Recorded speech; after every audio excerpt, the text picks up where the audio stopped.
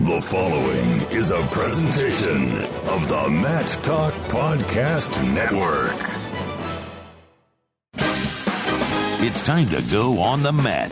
The Cedar Valley's longest-running radio show devoted entirely to wrestling. Brought to you by Rolling Ford and the National Wrestling Hall of Fame Dan Gable Museum on 1650 The Fan. It's that time on the mat. I am Kyle Klingman of the National Wrestling Hall of Fame Dan Gable Museum, along with someone who does dirty deeds done dirt cheap. That's me. Special Thursday edition, Doug Van Gelder. Hey, buddy. How's it going? Doing good.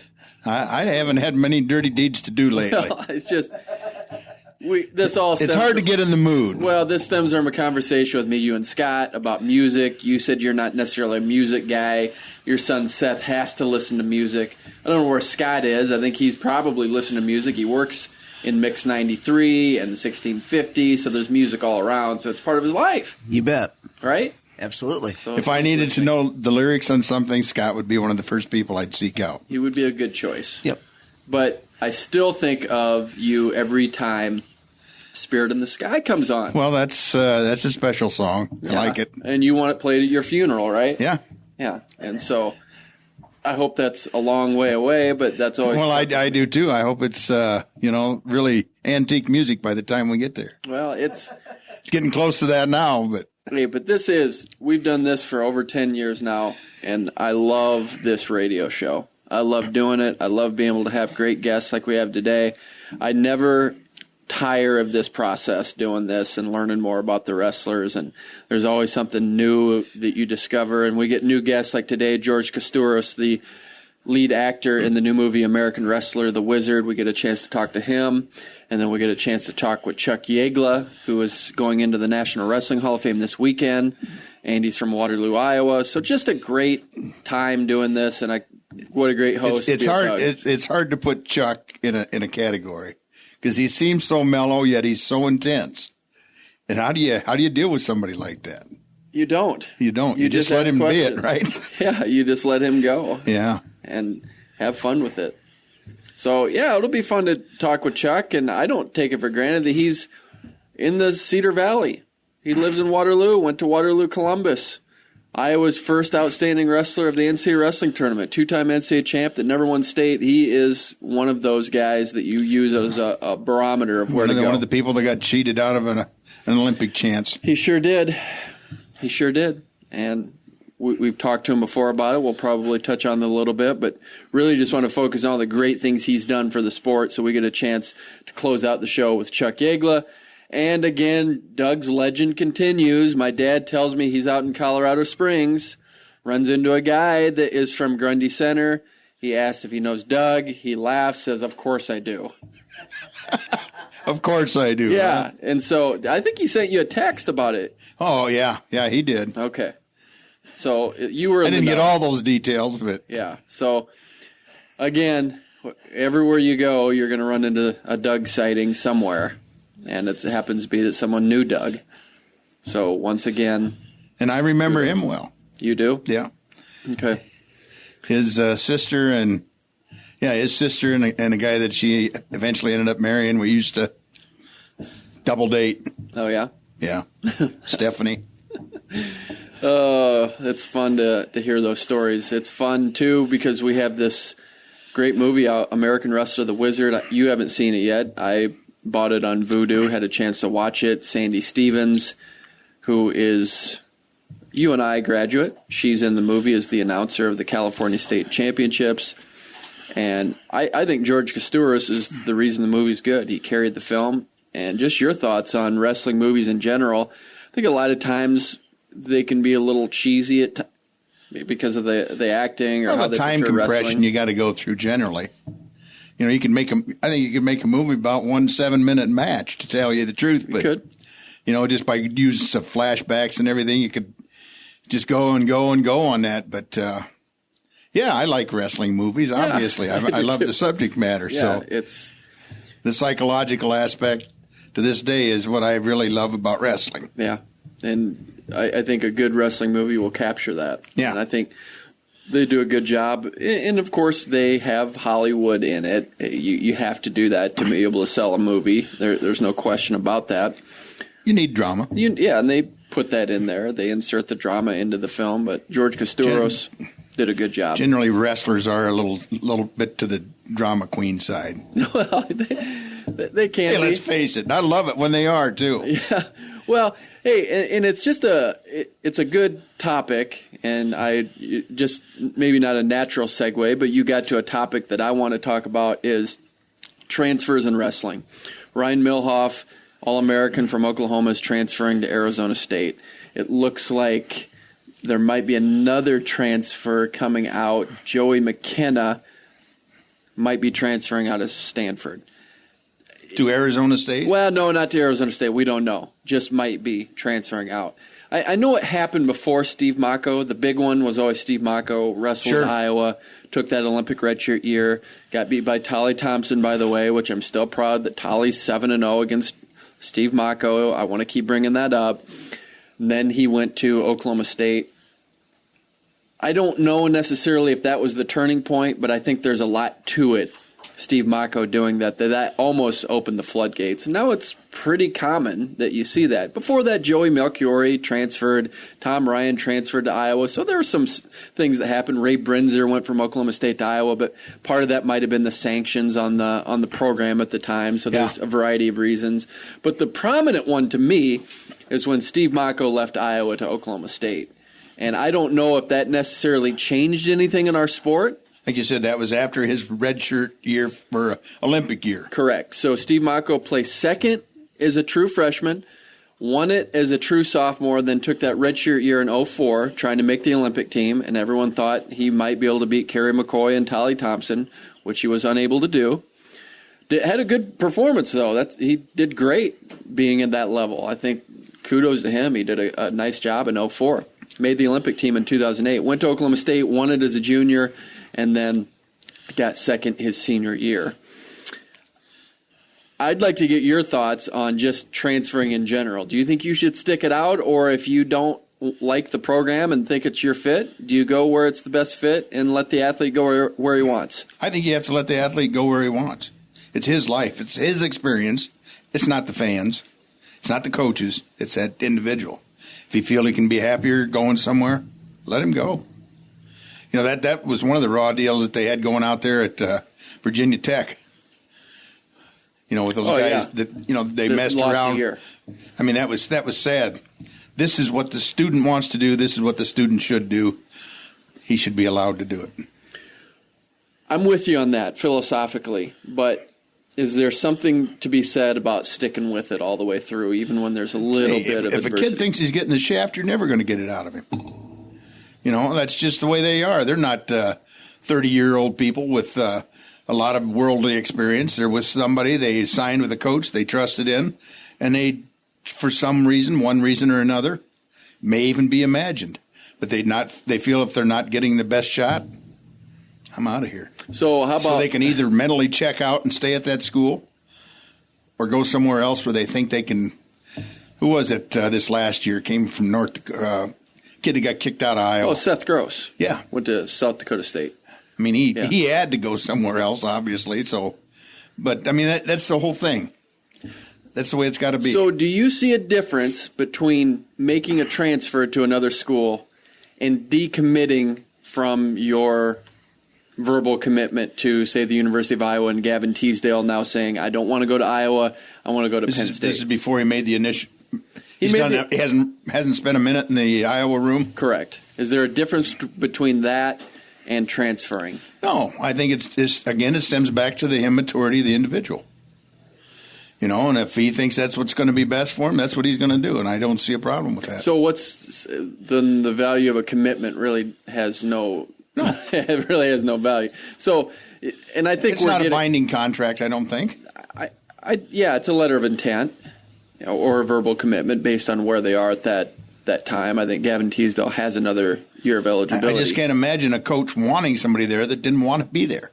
Yeah. Why would you waste your time doing it? You know, if your kid doesn't really want to be here, why argue with him? Yeah, and I'm with you on that. Okay. I just think that the value of a commitment needs to be probably table a little bit. And I think we put so much stock into that we are big into these signings now. And that's a big deal, is just lower level kids that are going to smaller schools, they're having signings. And so I know that wasn't a big thing or even a thing when you were going to college. Wasn't even a thing I even heard about. I don't know if Tony Wieland, who was our guy, 2-time state champion, if they had a signing for him. If it was pretty private. I didn't know about it. But otherwise you would have been there. Well, probably. Yeah. But it was now it's a big thing. Flo covers it. Other channels cover it. It's a big deal that you can get out on Facebook. And so I think millennials gravitate toward that. I think they want the attention and whatever it takes to get it. That's essentially a structural change in the way our society is working, all the electronic media. But going back, I could sit here right now and put a camera on you and record it for posterity. Posterity, yeah. But even before Mako, Dale Anderson, Waterloo West, 2-time state champion, went to Iowa State, said, I didn't like where Harold Nichols was. He liked him, but he didn't feel like Harold Nichols was the right fit for him, transferred to Michigan State. Look what happened. 2-time NCAA wrestling champion. Michigan State won it in 1967, the first Big Ten team to do it. Dale Anderson was the crucial link to making that happen. I can guarantee you that. She wrote a book about it, the 1967 team, so that was, 40 years ago that happened, or 50 years ago. And to your point, is he felt like that Harold Nichols didn't have the right style for him to get the best out of him. Probably wouldn't have been a 2-time champ, so he went to where he felt he could get the most development. It's still tough, though, to see if you're a fan and you see someone transfer out. But you have to look at it. It's not your life to live; it's theirs. So they have to do what makes them comfortable. Yeah, and it's probably comparable to a job in some level. If you are unhappy in your job, you probably go find a different job, don't you? So yeah. What do you think about Joe Russell going to USA Wrestling? Maybe you didn't even know that. I did not know that. George Mason. I think that's a great guy. Yeah, and wherever he goes, he's going to be successful. I think it's a good fit for him. I think, given his background and his ability to motivate people in that environment. Talk about a guy that could have been bitter and sat in the corner forever. Yeah. But no, not Joe. Yeah, find out about his story. Gets in a motorcycle wreck, and he could have given up, and Minnesota could have said, hey, we aren't going to honor your scholarship, but they did and brought him out there, and he's had a very successful life post-motorcycle accident, and he got the Medal of Courage. Severe head injury. Yeah, severe head injury. It affected him. Even today it affects how he walks, but he's overcome that, and I think he'll be a good fit. And I don't know. I get excited anytime there's a Division I job opening, every time. So I'm excited to see who's going to pop into the George Mason role, and hopefully it's someone that can take that program to a level that's even higher than Joe. I know that's what he would want. That's the next thing that's going to happen is there's guys out there,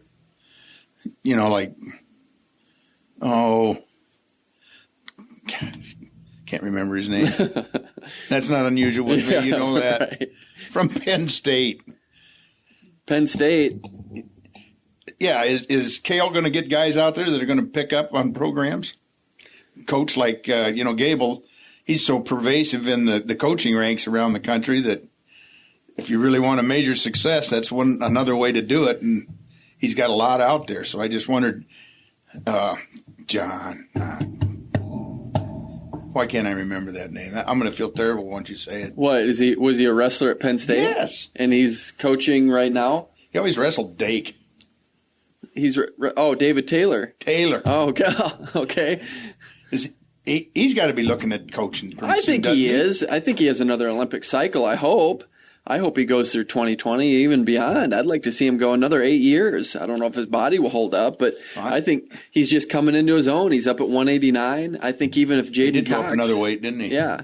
Jaden Cox even goes in there and makes it to the finals, which he will if he decides to compete, because he's last year's Olympic medalist. Can find that out pretty soon, aren't we? Yeah, well, I think David Taylor's going to make the team. I think he has a great shot at winning the World Championships. I just think he's coming to his own. I think the storyline there is just not only will he dominate the mini tournament, but how much. I think he can just go in there and destroy guys. And I don't see anyone coming close to him, especially with the freestyle rules the way they are. I still struggle with it. Even though I think it's a good product, I just think the matches are too short. You have a 2-point takedown, a 4-point throw. These matches get over pretty quick, within 30 seconds a lot of times, and it's not indicative of where you are skill level. It might be you just got caught in a trapped arm gut wrench and you're out. And so I would like to see those matches go on. We keep saying we want more scoring, and finally we get a product where it does, and then we say, we're going to close the door after 10 points. I'd like to see it go 20, 25 points. Let us watch. That's the whole point of the sport, is to see guys compete, and I want to see David Taylor as much as possible on the mat. That is the next step. They review that and figure out, hey, we're kind of cheating the fans on that. I'd hope so. I think, what is it, United World Wrestling? Yeah. I think they're capable of doing it. They are, you look at the improvements that have been made under this new watch, and it's wonderful to really observe it. Yeah. It's fun to see. It's a great product. Just give us more of it. Let those matches go on, because we've seen that where a guy has been down 9-0 and come back and won by a technical fall. I hope that's something you'll put in your next articles. Well, maybe. I don't have any pull. It still takes the right powers to. I think people respect what you think. Well, I appreciate that, but still, it takes the international governing body to take notice and make the changes. So I'm hoping they do. But you always research me. I'm just hot air and bluster. So it's fun to, if you trust yourself, and that's what I do. I think you should write an article on that and see where you can go with it. Well, I'll tell you this. See what the opinion is out there. Yeah, and I think people want longer matches. I think they do. I think it's different because there used to be a 10-0 tech fall, but all the points were cut in half. It was 1 point for takedown, 3 points for throw, on and on and on. Now it's just a different product. So you get a 4-point throw, 4-point throw, and then maybe a 2-point gut wrench. It's over. And that's typical of what can happen. Real quick before we get to George Kosturos of American Wrestler, Andy Hamilton alluded to it a little bit last week on the show. How is Penn State going to be stopped, Doug, for the next 6 years? They'll find a way to do it. Gable finally got stopped. They did, but I tell you, with what's coming in, Gable got stopped after 9 years. I think they're on a streak of at least 9 years. I think they're going to be that good. No, that's probably one of Cale's. Well, I don't even know if that is one of Cale's. And I'm going to goals. retract. I said 9 years, but I think next 5 to 6, they're that solid. The amount of talent that's coming in, it's insane how good Penn State is going to be. And they even showed, lose one of our best wrestlers in the nation, we're still going to beat you by 30 points. Don't even have them at the NCAA Wrestling Championships. It's pretty amazing. Hey, we got to take a break here. It's been fun to get Doug's hot air take. He's well known throughout the nation. We're going to have George Kosturos, the lead actor in the new movie American Wrestler, The Wizard. He's next on the mat. 24 hours a day, 7 days a week. When all you want is sports, all you need is 1650 The Fan. We are back on the mat, 1650 The Fan. I am Kyle Klingman of the National Wrestling Hall of Fame Dan Gable Museum, along with Doug Van Gelder. Doug, I'm excited that we get to add another great wrestling movie into the wrestling movie canon. The movie is called American Wrestler, The Wizard. What a great opportunity to have the lead actor of the film, George Kosturos, with us. How are you, George? Doing well. Thank you guys for having me. I'm excited. This is fun. Hey, it was a great movie, and it's primarily because of your great work in the movie. How much fun did you have making this film? It was the time of my life. I hadn't wrestled much before shooting it, and so just learning to wrestle was so much fun. And so challenging, but so much fun, and all the cast was so fun to work with. It felt like we were at summer camp shooting this movie. All right. You didn't have a wrestling background. You played basketball. I think you did some maybe mixed martial arts or some other things. But what was it like learning to wrestle? It was hard. I mean, exactly. I grew up playing like varsity basketball. I was like in varsity tennis. I didn't really do wrestling. I mean, ever really before the movie. I did a little jiu-jitsu, but I was an athlete in other sports. And then when they started trying to teach me wrestling, I picked it up quick, but man, it was one of the hardest sports I've ever had to try. And just I'm so impressed with like the toughness of all these kids. I was training with the local high school teams down there where we were shooting up in Petaluma. And I was 22 at the time. These kids are in high school and they're kicking my butt. So wrestlers I learned are real tough and not to mess with them. But it was just a blast learning, and I mean, I still do jiu-jitsu now just because I enjoy grappling and that whole side of martial arts a lot. What kind of training did you go through to get in that type of conditioning to be in wrestling shape? Because it's different than basketball or running or you're in triathlon. So there's a different type of level of conditioning. How did you get to that level of conditioning? Yeah, well, see, exactly. I kind of thought I would be fine, and as soon as we started training with the teams, I was out of breath in the first five minutes. What they did was they basically threw me in with the practices that the high school team was having. So I was just doing all the different drills that their coach was having them do, doing all the cardio training that they were doing, and just trying to keep up with a typical high school wrestling practice. And I'll tell you, it was hard, but by the end, I was able to pin a few of the guys, which I was pretty excited about. So do you feel like you were able to hold your own by the end and know a single leg when they said it or a double leg and all those things? By the end, the choreo was so easy to come up with because I was even coming up with ideas. So like, what if I did this? And I was like, yeah, you would do that. That's a good idea. So I started to hold my own and keep up with the rest of the kids, which was just a lot of fun. It felt like I was on the wrestling team, and all the wrestling guys are like brothers on the team, and I felt like one of them. So it was really cool. Where did the idea of putting the flying squirrel into the movie come into play? I think because they saw, I forget the name of the guy who does it. He did it in the Olympics. He jumps over the guy. There's that one guy who did it in the, for real. Do you know what I'm talking Ellis about? Coleman. He wrestled Iranian, I think. Yeah, he did. That's it. And they saw that video, and they just saw that had to be the winning move. And so they had me studying that video days and days and days, and then we came to practice and just tried it. And it turned out pretty well. It was actually me doing that. I landed it every time, so that was pretty cool. And we shot it about 15 times because I had to get all these different angles, and it was a lot of fun. We are talking with George Kosturos, star of the new movie American Wrestler, The Wizard. How did you get interested in acting? I was graduating high school, trying to decide what I wanted to do, and I was at that point in my life where everyone's telling you can do anything you want, you can do anything you want. And I think for the first time ever, I actually heard that statement. I said, oh, really? I can do anything I want? And I really thought hard about it, and every time I thought about it, I really wanted to be an actor. I'd never done it before in my life, but it's just something I always loved. I loved movies, and I mean, it was something, if someone said to you, Magic Genie said to you, if you could do anything you want, what would it be? My answer was to be an actor. And so I figured, hey, I'll give it a shot. And I studied all throughout college. And then right when I graduated, I started booking some movies. So it's been pretty cool. How close were you to being the Red Power Ranger? Man, you're well researched. I was very close. My first audition ever was for Power Rangers, and I tested, which means you came all the way to the final round. It's between you and a couple people, and I didn't get it, but that allowed me to finish college, which my parents were really happy about.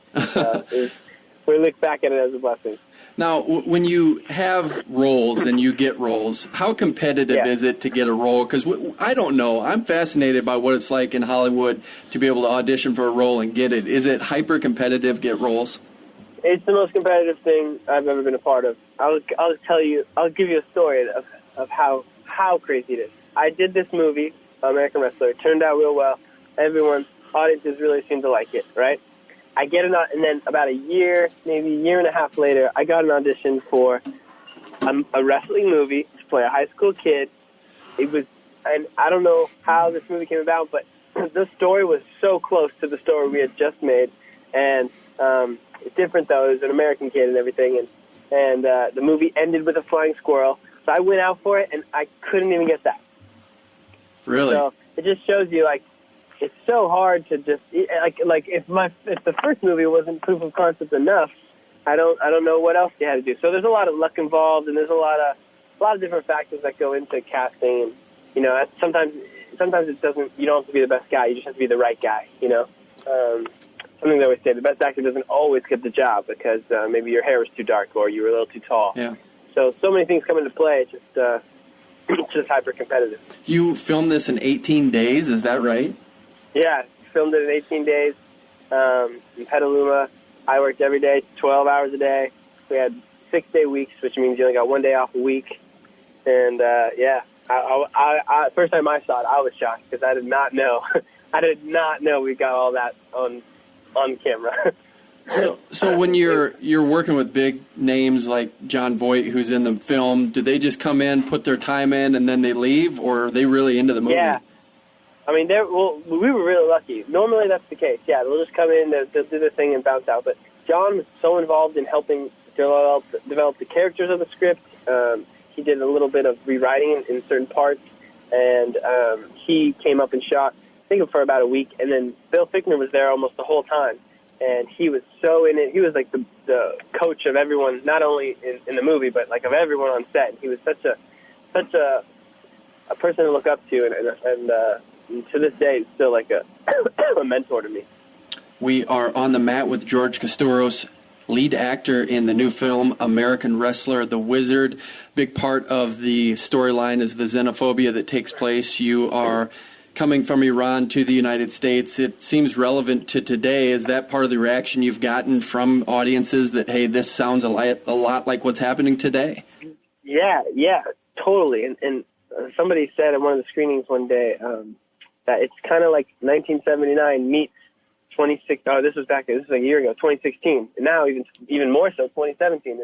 And I mean, we shot this movie 2 years ago, so we never could have planned for like the same things to be happening right now. And it just kind of like by the time the movie came out, it was oddly parallel of what was going on in our film and to what's going on now. So the reaction has been overwhelming, and it's cool to see people relating it to times and seeing how maybe it hasn't changed so much, which is unfortunate. What's that like, waiting 2 years for a movie finally to come out? Oh man, so it's tough because you know it's done, you know it's good. Like this one, I really love this movie, and I knew it was going to be good, and I knew people would like it, and I just wanted everyone to see it, but I couldn't show anyone. And it was a long time coming. We did everything we could, and finally we got picked up by Warner Brothers, which was really cool. And that finally got us out to the world, and now it's available. It's on DVD now, which is cool. It came out on DVD last week, so you can get it anywhere: iTunes, DVD, Walmart, every store, basically. You were 22 when you filmed it, so you are portraying a high school student. When you have that opportunity to portray it, you get in the garb, you're in the letter jacket. Do you feel like you're a high school student? Yeah, you really do. And it was real funny shooting this because, on set, a lot of the kids that were playing the extras in the high school were just kids that were, not normally extras in movies. They're just like kids from that high school.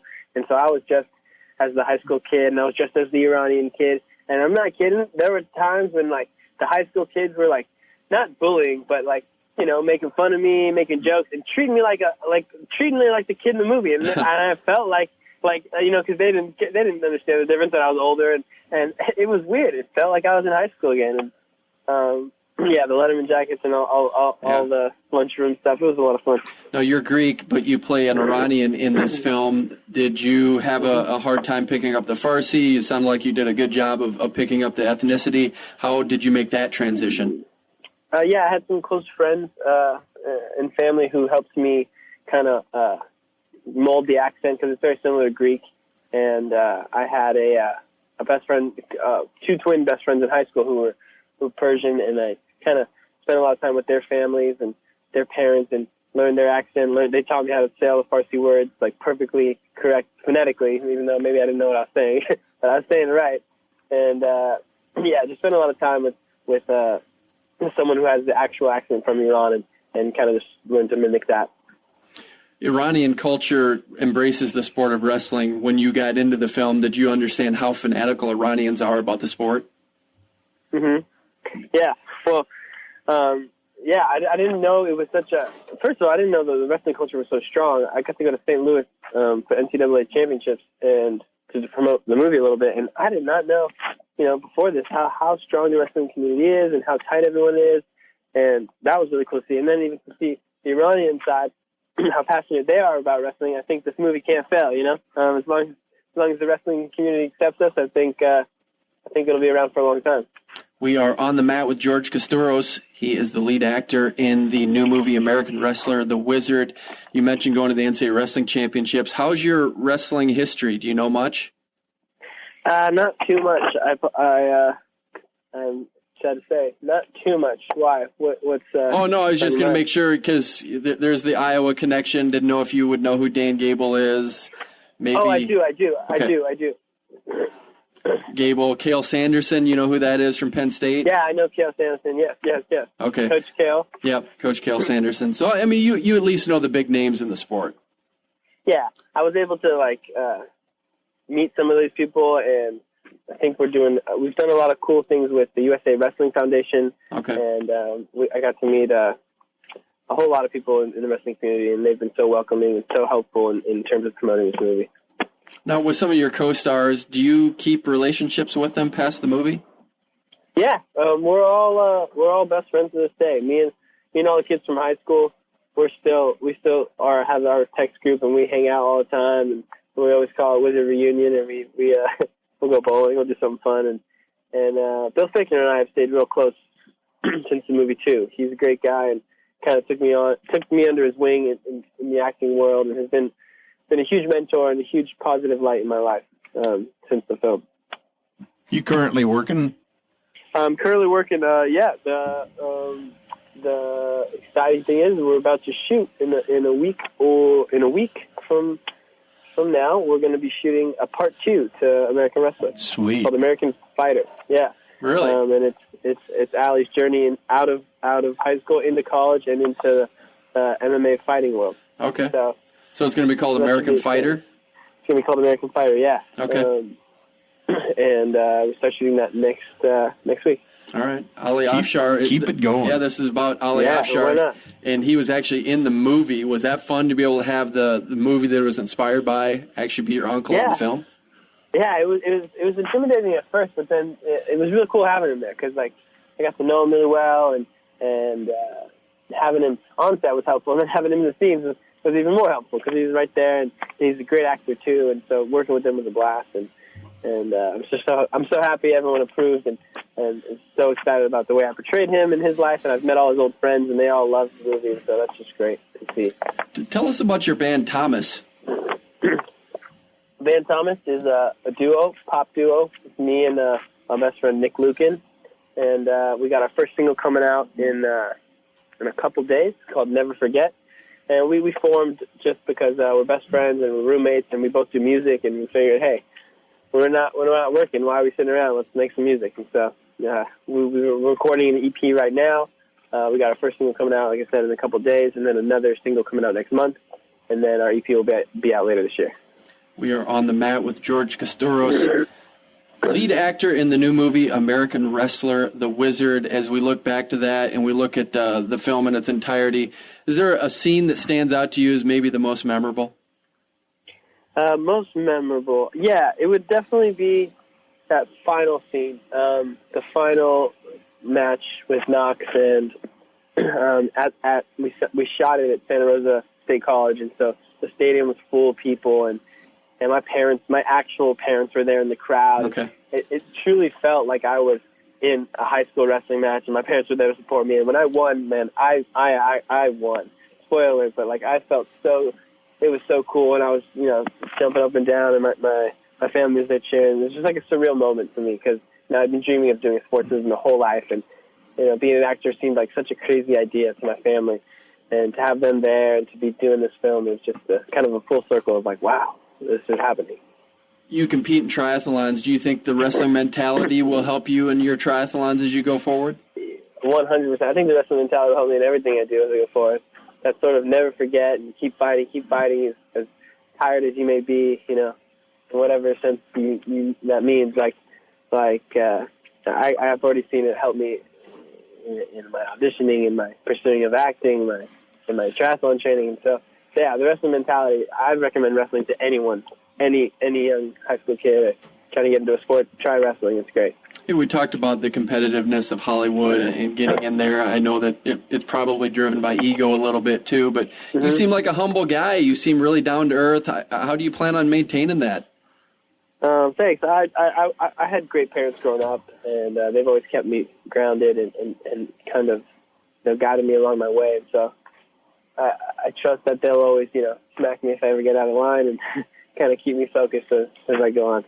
How are you going to get this movie to the masses? I know you've had a lot of press releases, and we're trying to promote it, but what's the next step to get it to that next level to make sure people see this? Yeah, well, we're trying. Warner Brothers has been our biggest help, and they've been doing a real large push all across the country. The movie's in every single Walmart across the nation. They were really cool about promoting us, I think we're just hoping that we'll have a presence at wrestling events over the next year and just continue to introduce it to the wrestling world, because we really feel that it could become a wrestling classic if we can get it accepted by the community. And so we're hoping every wrestler in the world gets to see it. And is there a website that people can go to? Yeah. People go to www.americanwrestlermovie.com and they can see where to buy it. There's links to click, Walmart, Target, iTunes, Amazon, anywhere you want to buy it. Okay. It's available. And good response so far from what I see. Great response, yeah. Great response so far. I'm pretty sure a lot of the Walmarts are on back order already, which is cool. And we're the number one sports movie on iTunes for the past 2 weeks, which is great. We're just trying to keep up and get everyone to know about it. So thank you guys for having me and help spread the word. You bet. We've been talking with George Kosturos. He is the star of the new movie American Wrestler, The Wizard, and the reason it's a great movie is because of you, my dear sir, and hopefully it goes very well for you. Hey, I appreciate it. I appreciate you guys having me on, and I hope we can stay in touch, and maybe we'll talk again soon about American Fighter. All right. We hope so. Up next, we have Chuck Yagla. He's going into the National Wrestling Hall of Fame as a distinguished member. He's also from Waterloo, Iowa. He's next on the mat, 1650 The Fan. Log on and listen online at 1650thefan.com, the online home of 1650 The Fan. We are back on the mat, 1650 The Fan. I am Kyle Klingman of the National Wrestling Hall of Fame Dan Gable Museum, joined by Doug Van Gelder. Doug, we could talk about credentials all day with our next guest, two-time NCAA champion for the University of Iowa, won titles in 75 and 76, 1980 Olympian, never won state. I know he didn't probably want me bringing that up right now, but wrestled at Waterloo, Columbus, and he's going to go into the National Wrestling Hall of Fame as a distinguished member. He's going into the big boy. It's the end of the road. You can't get higher than this. Going into the Hall of Fame is pretty special. I got one question for you, Chuck. Did you ever wrestle in Grundy Center? Well, hello. That's a great question. I don't know the answer to that. I don't think I ever wrestled in Grundy Center, but I can't really remember that far back. Okay, it is a long time ago, but I thought you were there. Well, I may have been. Well, we're talking with Chuck Yagla. If you just got in, when we say Chuck, we just assume everyone knows. But a great piece of history. Chuck, do you know who got the first pin at the Unidome on the campus of Northern Iowa? Well, I do happen to know the answer to that question. That would be me, and that was the first ever event in the Unidome. And let's see, Iowa beat UNI at that meet, but I think UNI was pretty competitive. Yeah, UNI was very competitive. You know, they've always been competitive. Speaking of that, I like to see them wrestle, do a meet again against Iowa. I'm not sure what the hang-up is there. I hope I get that figured out. But, yeah, they were very competitive with us. We won the duel. And, yeah, like you said, I happened to have I was fortunate to pin my opponent that day with my patented seatbelt. So it was a good day for me. Well, the seatbelt is what you're known for, and it's a great move because it takes you from your feet to your back. If you're in a wizard position, it goes from your knees to your back. How did you find that was going to be the right move for you? Well, you know, I just, in practice, there was one of my college teammates, Jim Rizzuti from Urbandale, that I worked out with a lot in practice, and for some reason, I just ended up in that position with my arm around his waist a lot, and he happened to have a real skinny waist. I think that probably helped me get in that position a little better. And I just started doing it in practice, you know, around my freshman, sophomore year in college, and it just kind of took off. And then, you know, he made the comment that he felt like he was strapped in a seatbelt. So, of course, then we just started calling it the seatbelt. You know, hindsight, I wish I would have called it the Yagla, but that's neither here nor there now. But I'm still very proud of that move, and it really helped me win a lot of matches. So you didn't have that in your arsenal out of high school? No, I did not. Nope, it's something I developed in college. Okay, so when you were in high school, you clearly got great at the University of Iowa, but in high school, did you feel like you were on the path to being a state champ? You almost got there, but did you feel like you were getting the tools that you needed to get to that high level?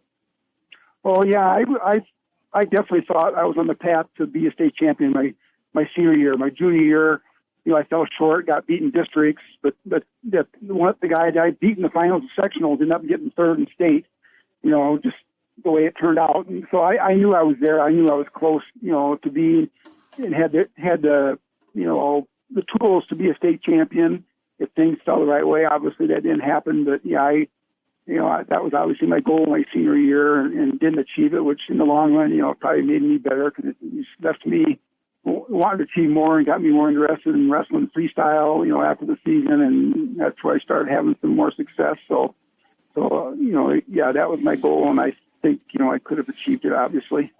We are on the mat with Chuck Yagla, two-time NCAA wrestling champion for the University of Iowa. He's going in as a distinguished member into the National Wrestling Hall of Fame this weekend. And part of the reason you're there is because of the credentials we just talked about. You were two-time NCAA wrestling champion for the University of Iowa. But when you were growing up in Waterloo, Iowa, you wrestled for Waterloo Columbus. You were just a few years after Dan Gable. What was it like growing up in Waterloo, Iowa, having the legacy of Dan Gable and how he raised the level of this community? Oh, for a wrestler, it was just amazing. I probably didn't realize at the time how big of a deal it was.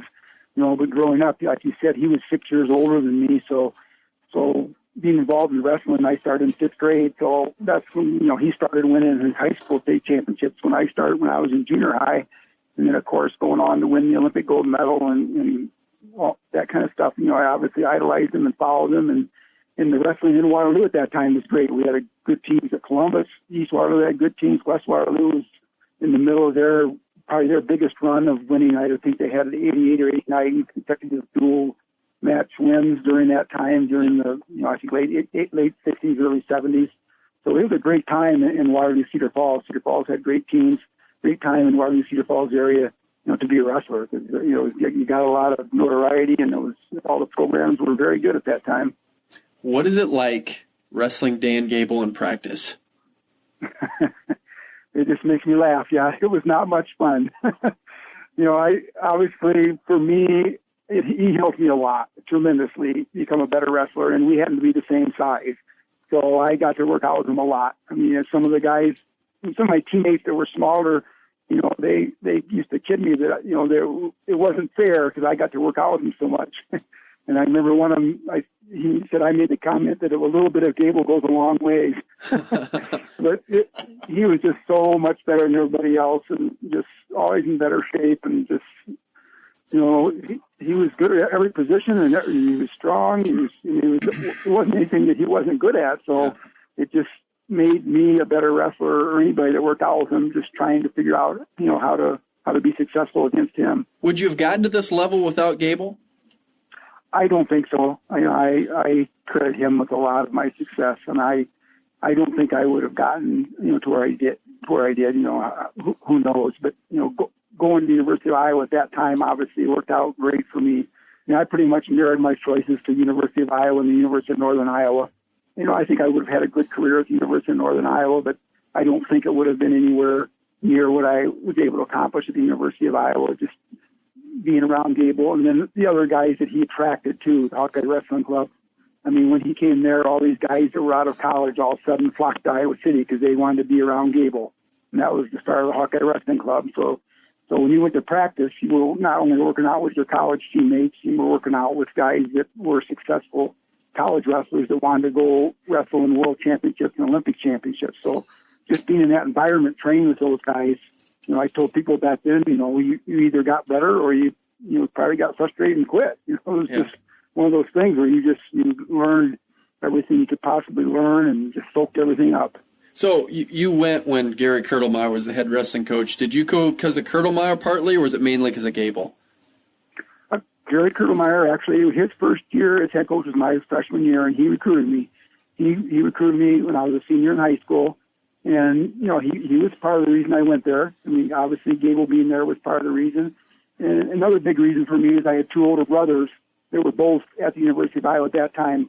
My brother Steve, who was 2 years older than me, was actually on the wrestling team. And, he had injuries off and on, so he didn't get to compete a whole lot. And then I have a brother Dave that was 5 years older than me he was starting his first year of law school. So, having two brothers down there, helped in making my decision easier, to go there. I mean, that was they were obviously a big influence on my life too. So being able to go there and share an apartment with them, and live with them still, it was almost like I was still living at home. We are on the mat with Chuck Yagla, two-time NCAA wrestling champion for the University of Iowa. He's going into the National Wrestling Hall of Fame as a distinguished member this weekend. But you have a special place in history. Not only you're going in as a distinguished member, but you received the Lifetime Achievement for Officials Award a few years ago. You're one of 3 people now to get 2 awards from the National Wrestling Hall of Fame. It has to feel really good knowing that you've made that kind of an impact on the sport. Oh yeah, that's pretty special. I didn't realize it, until at the time when they called me and let me know that I was going in as a distinguished member, which obviously, like you said, I mean, that's a huge honor. I'm just so thrilled. And I went in 2009 as a Lifetime Achievement for an Official, which was a huge honor too. And I never really thought probably I'd go in another category. Obviously everybody dreams of going in eventually as a distinguished member, because that's the highest honor for an amateur wrestler to go in. And it's like you said, it's the biggie.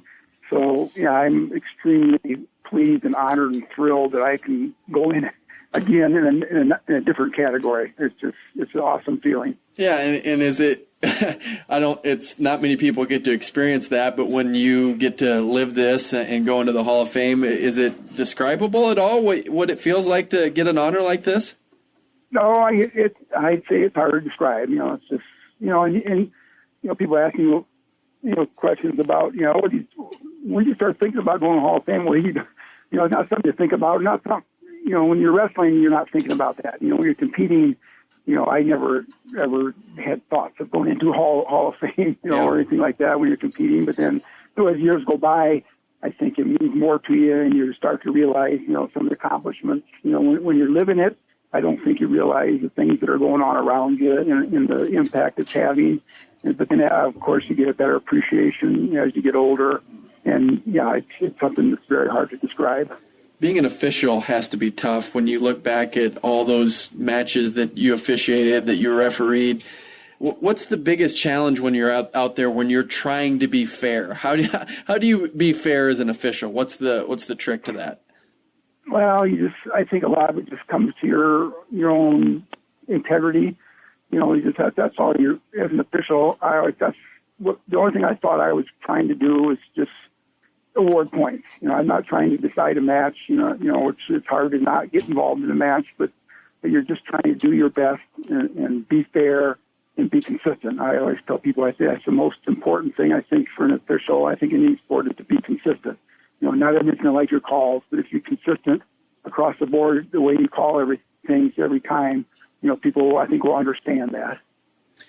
February 14th, 1998, still the best meet I've ever seen in my life. Oklahoma State beat Iowa 22-18 in Carver Hawkeye Arena. You were the head official on that. I know it's probably hard to remember a lot of dual meets, but that one has to stand out as one of the greats that you've ever officiated. Oh, yeah. By far, that's the most exciting dual meet for me as official that I ever officiated.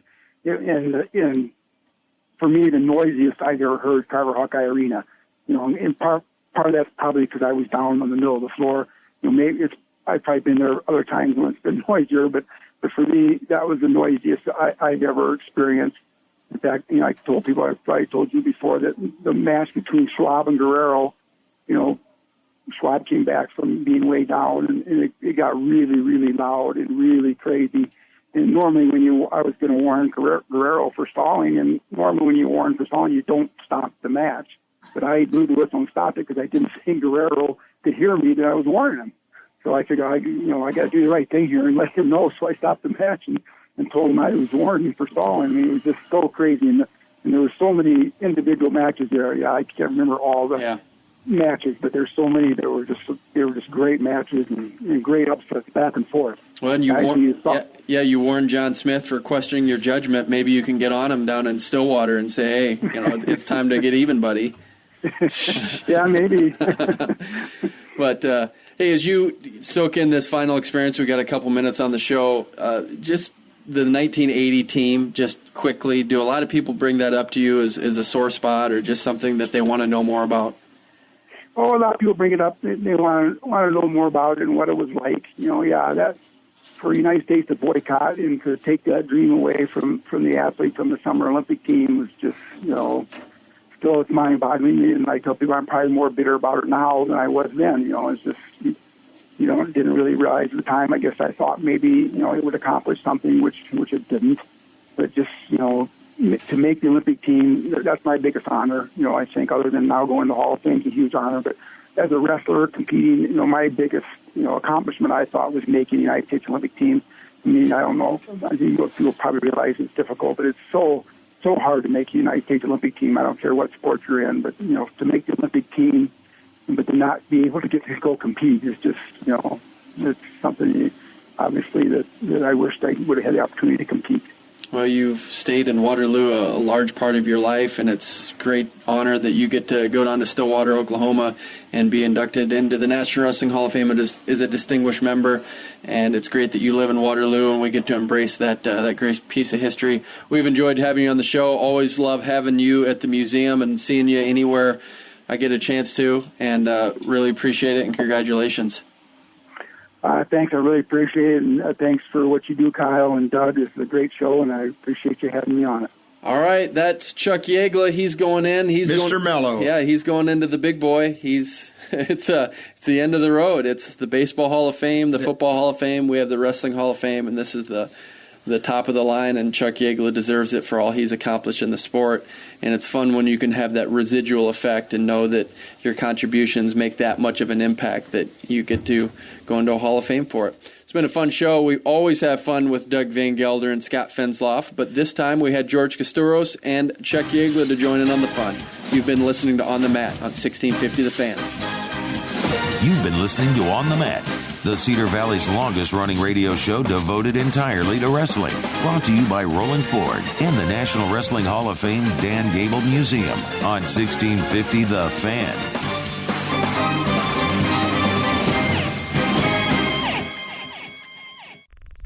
This show is part of the Matt Talk Podcast Network. For more wrestling podcasts, head over to MattTalkOnline.com.